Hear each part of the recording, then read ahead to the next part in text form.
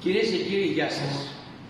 Δεν με έχετε συνηθίσει να κάνω πολλές τέτοιου είδους εμφανίσεις. Πιο πολύ είναι χορευτικές και με μαθήματα, αλλά δέχτηκα 3 σχόλια, 3 παρατηρήσεις και πρέπει να δώσω κάποιες εξηγήσεις. Πάμε το πρώτο. Το πρώτο είναι ότι ποτέ μου δεν έχω κατηγορήσει συνάδελφο. Είμαι πάντα ευγενικός με όλους, σέβομαι αυτό που κάνουν και ο κόσμος είναι εκείνος που θα μας κρίνει όλους μας. Το δεύτερο έχει να κάνει ότι δέχομαι παράπονα ότι κάποιοι άνθρωποι θέλουν να μάθουν να χορεύουν ζεμπέκικο. Όμως, το παράπονο είναι, γιατί ρε παιδιά δεν έχετε κάτι πιο απλό? Πρέπει να κάνουμε αυτά που εσείς κάνετε? Έχω απαντήσει σε αυτό. Όμως σήμερα θα απαντήσω και με έναν διαφορετικό τρόπο και είπα ότι ο πραγματικός χορός χορεύεται όχι στο πατάρι και στις σκηνές. Αν το καταλαβαίνετε κάποιοι, το καταλαβαίνετε. Για αυτούς που κάνουν τα σχόλια το λέω και δεν θα πέσω σε αυτό το επίπεδο, γιατί πολύ απλά ο χορός ξεκίνησε από τα μαγαζιά, από τις ταβέρνες, από τις πλατείες, από τα χωριά μας. Μιλάω γενικότερα. Πάμε στο ζεμπέκικο.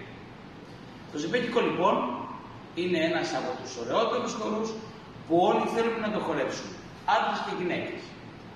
Και εγώ είμαι εκείνος που είπα ότι μπορεί να χορέψει μια γυναίκα ζεμπέκικο εδώ και χρόνια και κατηγορήθηκα γι' αυτό. Σήμερα όμως λέω το εξής, ότι δεν μπορεί κανένας να απαγορέψει σε κανέναν να χορέψει ζεμπέκικο. Δεύτερο, ο χορός αυτός έχει ένα μέτρο. Το δυσκολότερο μέτρο, ρυθμικό μέτρο εννοώ, στο ελληνικό πεντάδο.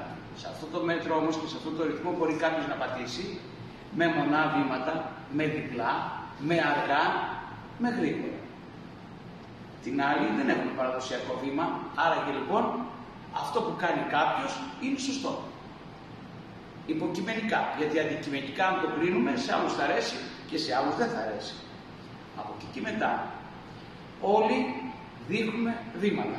Και πρώτος εγώ. Οι συνάδελφοι οι άλλοι κάνουν αυτό που νομίζουν σωστό. Αν κάποιος δεν δει κάποιον, δεν του δείξει κάποιος κάτι, πώς θα χορέψει? Η απάντηση σε κάποιον κύριο που δεν γράφει το όνομά του, που μου είπε εντός εισαγωγικών να σπάσω. Πάμε παρακάτω. Λέτε όλοι με τα 9 8 και με τα 9 βήματα. Και εγώ θα σας απαντήσω πολύ απλά. 1, 2, 3, 4, 5, 6, 7, 8, 9. Μήπως είναι 11 κινήσεις? Εγώ λοιπόν δείχνω στον κόσμο απλά και ξεκάθαρα πώς θα πατήσει τα πόδια του. Απ' την άλλη, μπορεί κάποιος να φύγει από το μουσικό μέτρο. Το να φεύγει κάποιος από το μουσικό μέτρο είναι στη φιλοσοφία του ζεμπέκικου. Γιατί αυτός που χορεύει ζεμπέκικο δεν είναι normal, έχει πει λίγο παραπάνω, είναι στεναχωρημένος, είναι χαρούμενος.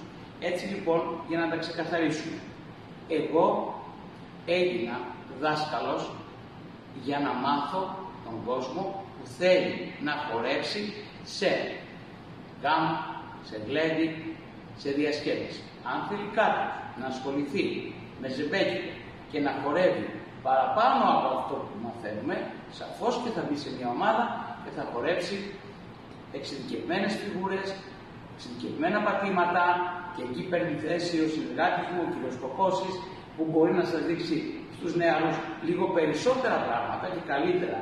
Εγώ είμαι της παλιάς σχολής και θεωρώ λοιπόν ότι μπορώ να βοηθήσω τον οποιοδήποτε μαθητή μας, ανεξαρτήτου ηλικίας, θέλει να μάθει να χορεύει ζεμπέκικο, έτσι ώστε να ξεχωρίσει χορεύοντας ζεμπέκικο.